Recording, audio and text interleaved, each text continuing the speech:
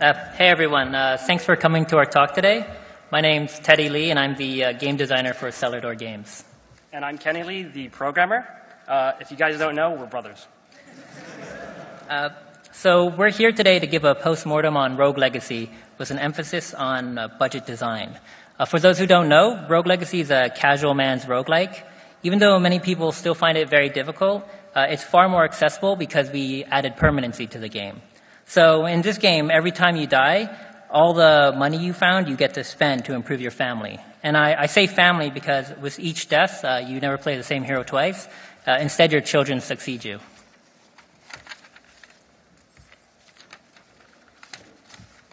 To start, we consider ourselves to be a budget-oriented team. That means we focus more on gameplay rather than trying to make expensive, highly detailed worlds. That also means we're always on the lookout for solutions that are cheap, fast, and reusable. So we often implement solutions that aren't as good if the cost savings are justified. That also means we'll never make the perfect game, but we're okay with that. So we've been doing this for a long time now. A lot of people think Rogue Legacy was our first foray into game development, but we've actually made 8 games before this. On average, each of these games cost us about $1,000 to make, with development time ranging from 2 days to 3.5 months. And it's through this experience that we are really able to solidify how we go about making games. So you might recognize some of the games that are available on Flash and mobile. So this is our development timeline for Rogue Legacy. As you can see, it starts out with me working on the project solo, and as time went by, more and more people joined the project. For Rogue Legacy, it took us 1.5 years to make the game, and I was the only person who worked on it full-time from start to finish. Teddy actually came on full-time 5 months before release, and everyone else was contracted. So this is Rogue Legacy by the numbers. As I mentioned in the previous slide, it took us 1.5 years to develop the game, and in total, our out-of-pocket costs for the project was less than $15,000.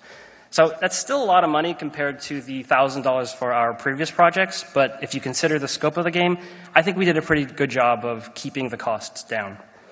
When the game went up for sale, we were able to cover all of our development costs in less than an hour. And within the first week, we were able to sell over 100,000 copies of the game, which is well beyond anything we had ever anticipated. To show how seriously we take budget, we need to talk about Rogue Legacy's beginnings.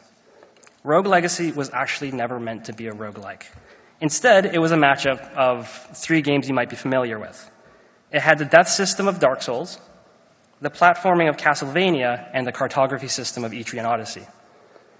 And it had virtually no roguelike elements in it. It was a game of crazy scope that emphasized exploration and puzzle solving. So this is Dark Souls 2D, the first build of our original non-roguelike game. And it took, at this point, about 3 months to make.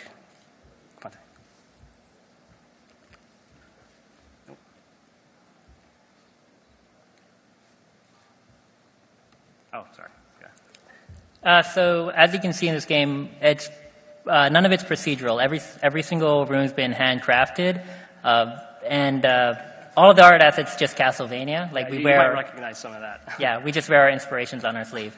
But what you can't tell is that we only spent 1.5 weeks actually making content. Everything else was like building up the engine and everything. And it took over 5 minutes to go from one end of the game to the other, so it's pretty massive. And we actually had already had 8 enemies in the game and 5 different mini-bosses. Yeah, so you can't see that very much in this video because it's all separated, but there was quite a bit of content for just 3 months of work. So what you can see here, this is actually the original fairy chest rooms, which were rooms that you'd enter and have a very highly difficult challenge that you had to overcome to get a special item. And for those who've actually played Rogue Legacy, this is one of the bosses which actually went from prototype to final with very little change in it. This is just a platforming test room. I don't know why I added this. Yeah, it was just a test jump heights and stuff. In any case, at this point, we were feeling pretty good because it was already starting to feel like a game. In fact, it was even kind of fun to play. So we did what any developer would do in our position. We killed the project. At this point, we were able to better evaluate the costs for the game and came to the fatal conclusion that we simply could not afford to make it. It was a tough pill to swallow, but our experience working on all of our previous games made us fairly certain about those projections. So from here, we had to go into salvage mode and tried to build a game from the scraps. We had a basic 2D platforming engine, an AI logic system, and a level editor that could create rooms. And that's when we decided to make Rogue Legacy. Procedurally generated rooms resolved our biggest bottleneck, which was art, while opening up the strength of our tools, which is rapid level development. It was also a natural extension from Dark Souls 2D, since a lot of the appeal to Dark Souls is its semi-roguelike concept of consequence upon death, where when you die, you drop your souls and you have an opportunity to pick them up again. It's similar to roguelikes, but it's not as punishing. So here's another video. This is Rogue Legacy. This is Rogue Legacy. After canceling the first project, this version was created 2.5 weeks later. Any day now. Okay, so to really signify new beginnings, we removed all of the placeholder art and replaced it with my amazing programmer art.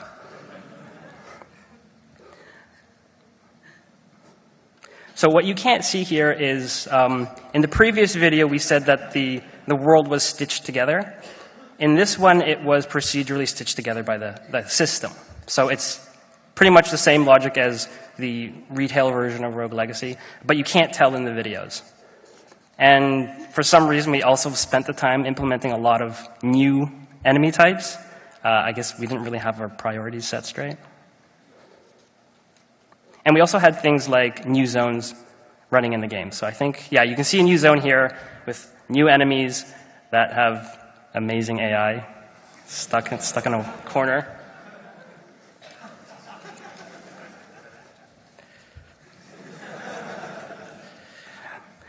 Because budget drives us, we try to salvage as much as we could. And in the end, we surprisingly managed to salvage everything from our previous project. And this was about a year before the game launched. We were able to launch so quickly despite the setbacks that we encountered because we embraced the new direction immediately and pulled the scope down with no regrets.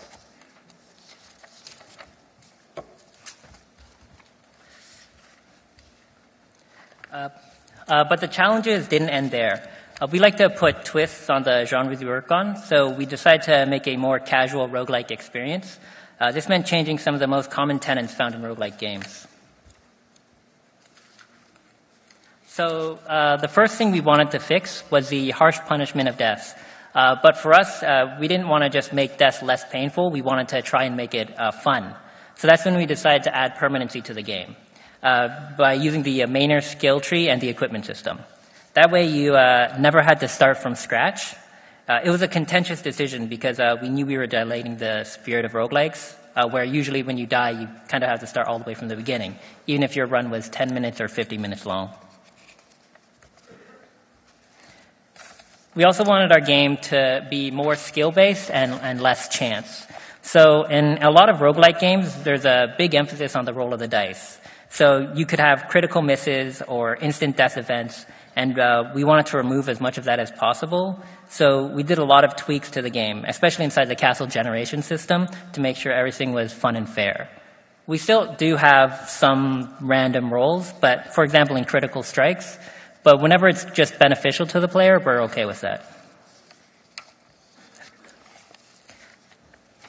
So the other thing we wanted to do was reduce obscurity. Roguelikes often go out of their way to obscure information so that players can kind of discover the world. While some people enjoy that, we wanted to make our game more transparent and easier to memorize. So a lot of the pointless obfuscation stuff like 50 potions which are only labeled by color, we wanted to remove all of those instances. This is why we have descriptions for virtually everything in the game. Some of them are flat out explained, while others just provide hints, so that the second time around you more or less know what it does.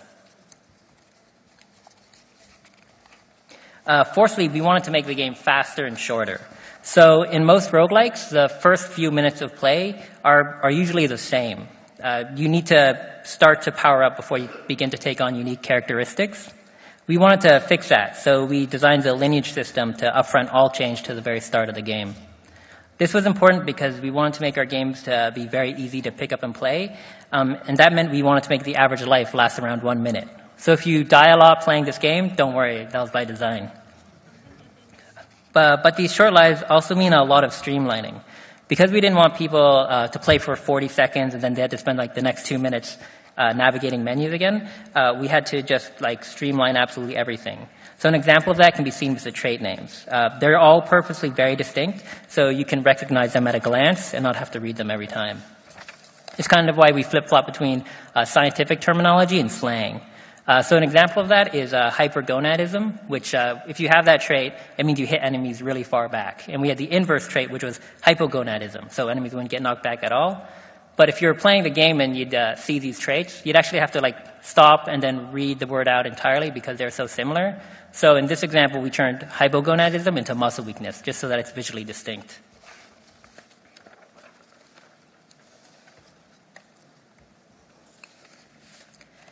The next point is that we wanted to remove floor clearing from the game. So a lot of roguelikes segment their games into floors, where the further you go, the harder it gets. But if you bypass the floor without clearing it out entirely, enemies will start to outscale the player, putting you at a disadvantage. So this floor clearing really slows the game down and limits players' choice on how they want to progress through the game, since there's really only one true route that you can take. And so we were able to resolve this by removing all forms of character development during a run inside the castle.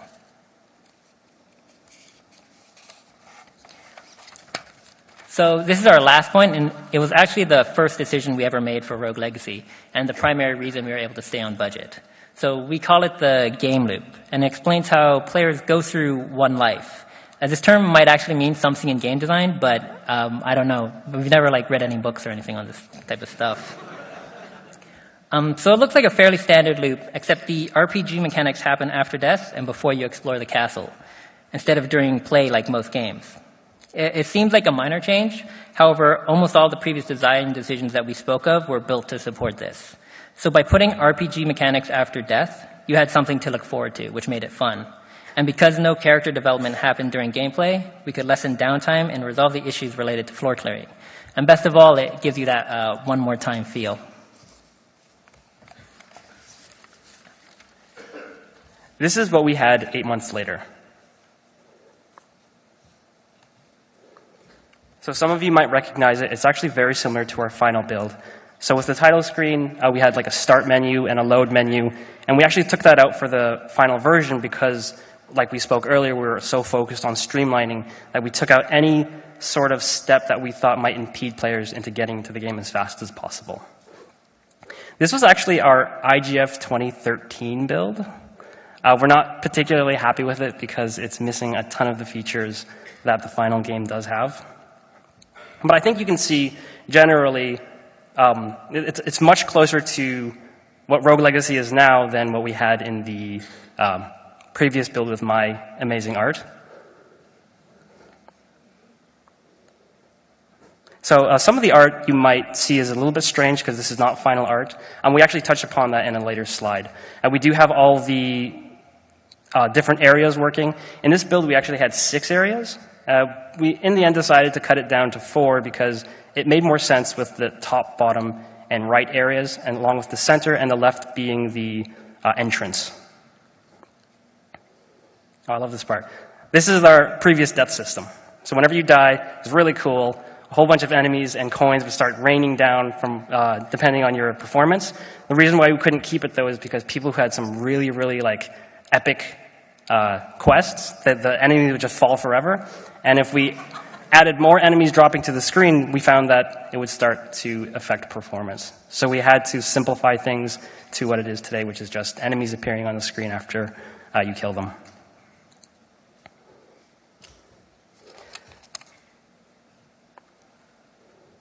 So this is pretty much the retail version you see now, with a bit of older art and, as I mentioned earlier, a lot of the features missing.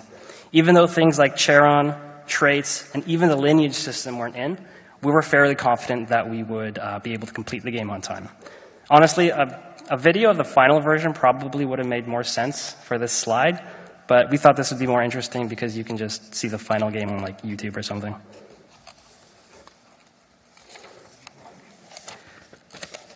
We've been pretty strict with the budget to every game we've made. Rogue Legacy is no different, but we did come into it with a fair bit more experience. Here are a few key budget tips that we try to use on every game that we make. Autonomy. Work with people who can be independent. This is important for a small indie team because everyone wears multiple hats, and it's tough to micromanage people and fix their mistakes. You got to be able to do that on your own. This has implications, though, that not every developer would agree with. This means our development process is not very democratic.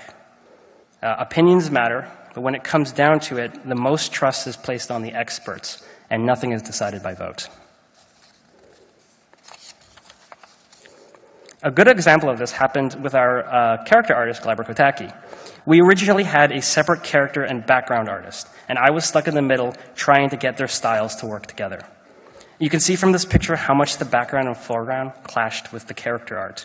Things were clearly not working, and thankfully Glabber decided to step up and fix things for us. So the previous slide was what we had before, and this is the final product. What's amazing is that Glabber had very limited experience on backgrounds before. He'd worked on them, but he'd never worked on something of this scale. Budget-wise, it's crucial to work with these kinds of autonomous people. For Rogue Legacy, we didn't catch on fast enough, and it cost us dearly. Before Glabber fixed things, 20% of the entire project's costs were spent on this problem, and we didn't even get it resolved. We went through many, many different artists. The second rule we follow is to make custom editor for each game. So try to make the editor for the game, not the company. This isn't for everyone, but for us and the size of our projects, it always turns out cheaper and faster. So this is a picture of the editor that we use to make the rooms in Rogue Legacy. It seems intimidating, but it's actually quite simple. The map editor can only do one thing, make rooms. Because it's so rigid, it only took us 2 weeks to make. There were tweaks that came afterward, but the bulk of the work was within that time frame. What's really great, though, was that we could create and bug test a room in as little as 5 minutes. There won't be much that we can salvage for this for our next project, but that's fine because the time that we saved creating content more than makes up for the time spent on the code. Okay, sorry. Our last point is to always have design alternatives. This ties in with what we mentioned at the beginning of the talk, where we always look out for cheap, fast, and reusable solutions. It's usually necessary to come up with multiple ideas to find the one that best suits the resources you have. When everything is categorized based off cost, it's a lot easier to gauge how far you can go with an idea. For example, the original lineage screen was going to show your entire ancestral family tree. So you could track spouses, children, follow branch offshoots, and so on. It was really expensive, and we ditched it early for the lineage line that only shows your preferred children. We lost some of the ornamental features with this change, but the idea of an expanding legacy was retained, and we were able to do it for a fraction of the cost. So another quick example of design alternatives is the skill tree economy system. The choice we made for this was very contentious and illustrates how budget can play a big role in the decisions we make. In this case, we actually chose a bad solution because it was so much cheaper. So the original skill tree economy is fairly straightforward. Every time you spend money to upgrade a skill, that particular skill price would raise. It seems simple, but there's a hidden problem to it. There's no way to save money in the game because Charon's always taking it at the beginning of every run. So optimal skill builds always meant putting an equal number of points into each skill. So you'd put like 10 points into health, and then it'd get too expensive, and you start putting 10 points into damage and so forth. In other words, there'd be no skill diversity. We wanted to encourage players to personalize their builds, which meant there had to be consequence to player choice. But harsh consequences were counterintuitive to the casual theme we were going for, so the repercussions had to be very light. So in the end, we decided to use a universal modifier. Buying a skill increased the cost of all other skills by a very small amount, as well as the skill you purchased by a large amount. What this did is it deterred players from evenly leveling up their characters throughout the game, resulting in more unique skill builds. This is just one example. Even though this solution worked, it was terrible for a lot of reasons. First, it feels bad having everything go up in price. When you purchase something and ancillary items become more expensive, it's not a good thing to do. And secondly, it punishes casual players who blindly upgrade their skills because they'll start reaching that point where things become really expensive really quickly and they don't have an optimized character for it. And thirdly, and probably the biggest problem, was the negative effects of the fix aren't noticeable. So people would see the solution that we did, but they wouldn't know why we were doing it. So they'd go onto forums or they'd go on to send us emails asking us just to remove it. And it's such an obtuse problem that explaining it isn't very easy. But on the other hand, the pros were too much to pass up. So this is what we like to call a $0 solution. There was no art or audio that was needed, and implementing it took literally less than 10 minutes. And because it's so self-contained, almost no time was spent balancing, and there was no QA required either. So our game is full of these kind of workarounds. Some are better than others, but they're a big reason why Rogue Legacy had such a small budget. This example sort of encompasses our design mantra of good, not perfect. So where do we go from here? We're now financially stable, and a lot of these budget workarounds might not be necessary anymore. So the question is, would we still do things this way? And the answer is that we most likely will. There's more to it than just saving money. Finding simple solutions to big problems is useful in any scenario, and we often surprise ourselves with the things we come up with. For us, it's also the most entertaining part of development because that's when it's the most challenging. Anyways, that's it. Thanks to everyone for attending this talk, and we hope it was insightful. Okay, I'll say the rest.